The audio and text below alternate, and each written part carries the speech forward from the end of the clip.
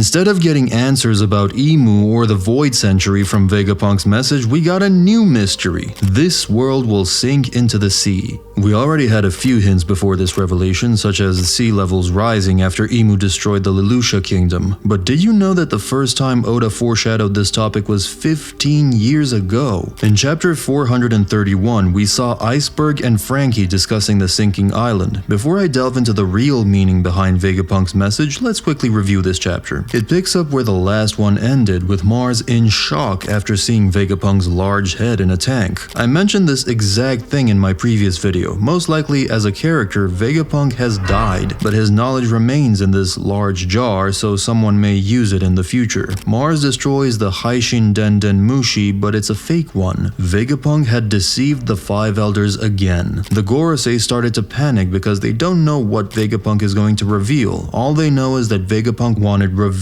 for Clover and O'Hara. Then we see people all over the world waiting for Vegapunk's message. We see Kaya, Usopp's trio, Crocus, Laboon, the Hachinosu pirates, Duval, and more. We also see the two groups that were in danger in the last chapter. Sanji eagerly tries to protect Bonnie and kicks Nojuro in the face. It doesn't do much damage to Nojuro, so he transforms into his full form and bites Sanji. The giants try to restrain the Gorosei while Bonnie turns into her giant future form and stomps on Nojuro. Of course, everyone expected a fight between Zoro and Nojuro, and I'm sure it will happen. It's not the first time Sanji has had a small clash with Zoro's opponent, and vice versa. He even clashed with Don Flamingo at Dressrosa to protect his friends. Another Gorosei, Saturn, reaches the cloud where the second group of the Straw Hats is. After seeing Robin, Saturn gets very angry because he remembers that Akainu failed to wipe her out, one of the most dangerous people for the world government. Robin also recognizes the voice she heard at O'Hara many years ago and becomes frozen. At least it's confirmed that all the theories about Robin were wrong. She is not replaced or kidnapped at Egghead, otherwise she would not have recognized Saturn's voice. Brook cuts off Saturn's leg, Usopp shoots an explosive bullet, and Nami pulls Robin away while using Zeus to block Saturn's legs. Also, Chopper uses Guard Point to protect all of them. At the end of the chapter, the Five Elders consider destroying the whole island. They don't care about the battleship and soldiers surrounding the island, but they can't lose the possibility of creating another Mother Flame. I didn't like York's panel very much. She is nervous that the chance of becoming a celestial dragon might slip away, so she starts thinking about the place where Vegapunk could hide the Denden Mushi. Usually Oda draws such panels for a reason, and I don't want to think that York will be the one to stop Vegapunk's broadcast. There are already too many unfinished mysteries in One Piece. We don't need another one, especially when the whole arc was leading to this point. Vegapunk's broadcast begins. He mentions that what he is about to say may sound absurd, but everyone has the right to know. He begins with the conclusion: this world will sink into the sea. The chapter ends.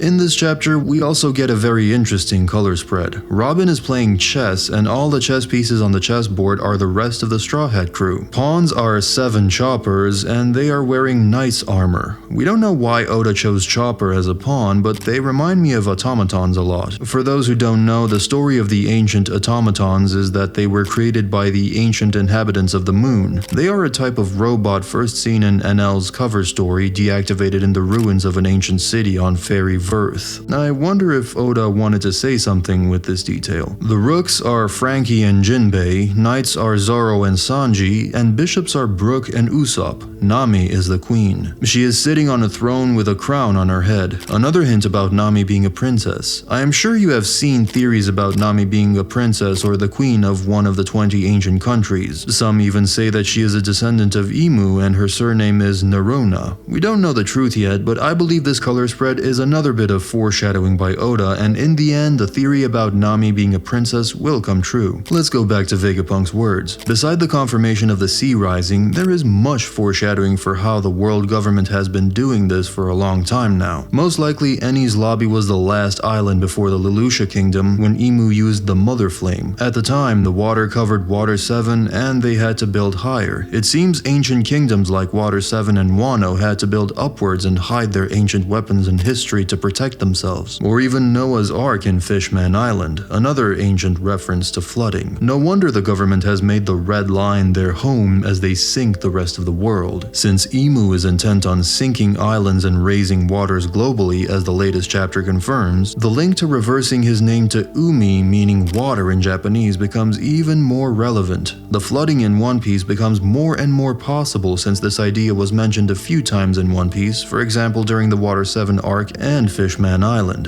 In Water 7, it was mentioned how the island has been sinking for centuries and how there is an entire old city that the current one is built on top of. Long Ring Longland is a giant flooded island that rises occasionally and allows passage to the next hilltop island. Old Wano is at the bottom of Mount Fuji and current Wano floats at the top. Some even suggest that the real world, where the entire world was together, is called One Piece. I'm sure everyone knows the story about Noah's Ark, the ship in the Genesis flood narrative through which God spares Noah, his family, and examples of all the world's animals from a global deluge. Why would Oda mention it if it doesn't have some kind of relevance to the story? I believe 800 years ago, the Buccaneers built the Noah to protect all species from the upcoming flood. This probably made humans sail the seas for the first time and become pirates or free sailors. A synonym for a buccaneer is a pirate, so there is a chance that the Buccaneers were the first pirates in history, and that's the truth behind the crime of their race. Vegapunk also had a very strange reaction when he heard the word buccaneer. It was not explained further, and now Vegapunk is dead, so there won't be another chance to explain why he had such a reaction after hearing this race. Hopefully he will mention it during his broadcast. I'm nearly certain that the final war will be about stopping Imu from sinking the world. Nejuro said that it was time for a new cleansing. It was also revealed that the tide has never gotten so high before, and now even the smartest man in the world, Vegapunk, confirmed this. So it's not just a theory or an idea, it will happen. We have not seen Luffy and Zoro in this chapter, but we've got some amazing news for Zoro fans. It was revealed that there will be a personal novel for Zoro with the next One Piece volume, talking about his life before meeting Luffy. Finally, we're getting more info about Zoro's backstory. This chapter was pretty good. I think no one expected Vegapunk to say those words, and I believe the next chapter will be even better. Most likely we will see Vegapunk's full speech, and I hope at least one mystery will be revealed. I also expect to see Luffy and Zoro, and sadly York as well. She is still an important character on Egghead. She still has hopes of becoming a celestial dragon, but I'm sure that even if she finds the main Den Mushi and stops Vegapunk's broadcast, the Gorosei won't appreciate it. I won't be surprised if they even kill her. They don't even care about humans, and she is a satellite. In conclusion, I never imagined that the Gorosei would be this terrifying and broken. I'm sure the Straw Hats will escape, but something bad will happen in the process. If you want to find out more about the Gorosei's immortality, you can watch this video right here. Thanks for watching.